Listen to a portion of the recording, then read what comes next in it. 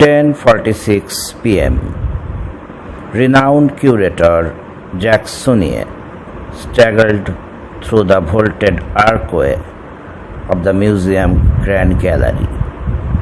He longed for the nearest painting he could see, a Caravaggio grabbing the gilded frame. The 76-year-old man heaved the masterpiece toward himself until it tore from the wall, and Sunnier collapsed backward in a heap beneath the canvas. As he had anticipated, a thundering iron gate fell nearby, barricading the entrance to the suite. The parquet floor shook. Far off, an alarm began to ring. The curator lay a moment, gasping for breath, taking stock. "I'm still alive." He crawled out from under the canvas and scanned the cavernous space for some place to hide. A voice spoke chillingly close. "Do not move." On his hands and knees, the curator froze, running his head slowly. Only 15 feet away, outside the sealed gate, the mountainous salute of his attacker stirred through the iron bars. He was broad and tall, with ghost pale skin and thinning white hair. His irises were pink with dark red pupils. The albino drew a pistol from his coat and aimed the barrel through the bars directly at the curator. "You should not have run." His accent was not easy to place. "Now tell me where it is." "I told you already," the curator stammered, kneeling, defenseless on the floor of the gallery. "I have no idea what you are talking about. You are lying."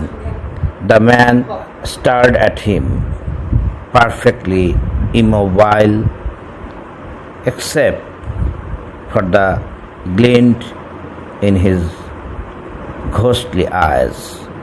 "You and your brethren possess something that is not yours."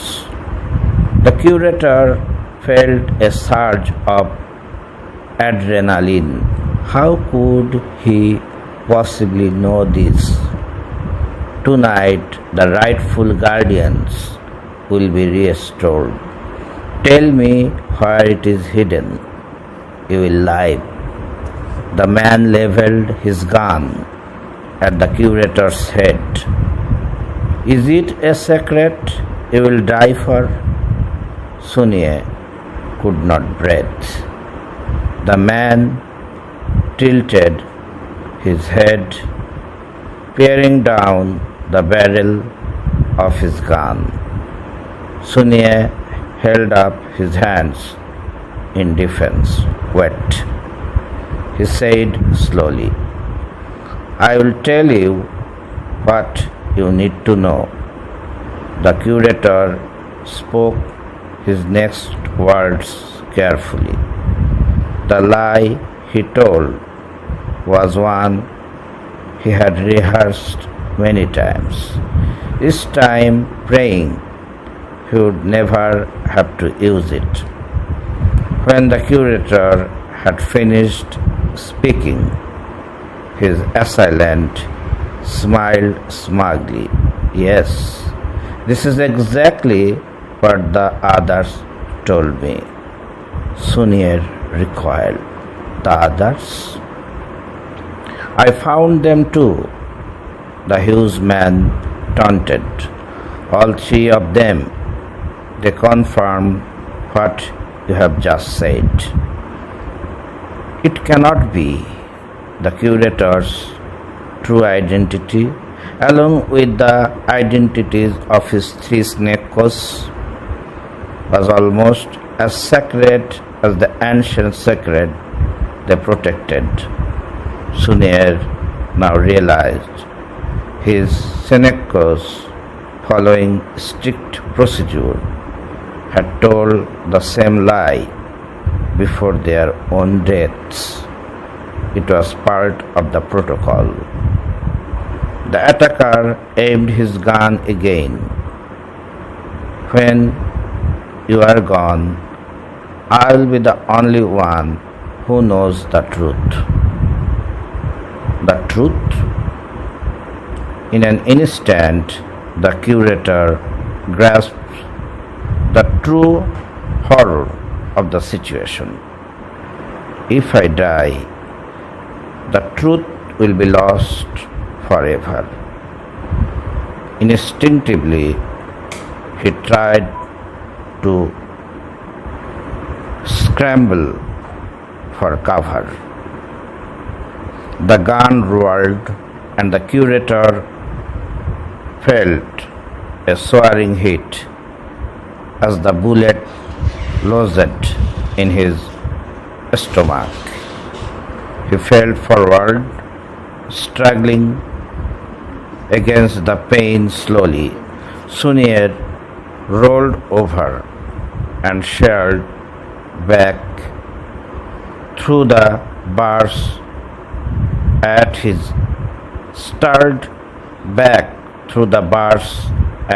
attacker. The man was not taking dead aim at Sunier's head.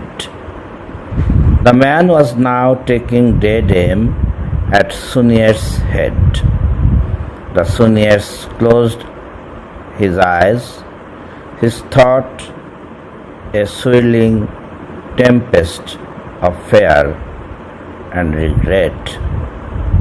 The click of an empty chamber echoed through the corridor. The curator's eyes flew open. The man glanced down at his weapon, looking almost amused. He reached for a second clip, but then seemed to reconsider, smirking calmly at Sunier's gut. My work here is done. The curator looked down and saw the bullet hole in his white linen shirt. It was framed by a small circle of blood a few inches below his breastbone. My stomach almost cruelly. The bullet has missed his heart. As a veteran of La Guerra de Algeria, the curator had witnessed this horribly drawn out death before. For 15 minutes he would survive as his stomach acid seeped into his chest cavity, slowly poisoning him from within. Pain is good, monsieur, the man said. There he was gone. Alone now, Jacques Sunier turned his gaze again to the iron gate. He was trapped, and the doors could not be reopened for at least 20 minutes. By the time anyone got to him, he would be dead. Even so, the fear that now gripped him was a fear far greater than that of his own death. I must pass on the secret. Staggering at his feet, He pictured his three murdered brethren.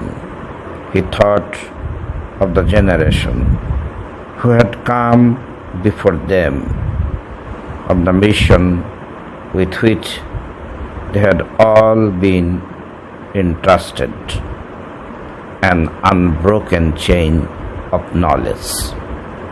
Suddenly, now despite all the precautions, despite all the fail-safes, Jacques Sunnier was the only remaining link, the sole guardian of one of the most powerful secrets ever kept. Shivering, he pulled himself to his feet. I must find some way. He was trapped inside the grand gallery, and there existed only one person on earth to whom he could pass the torch.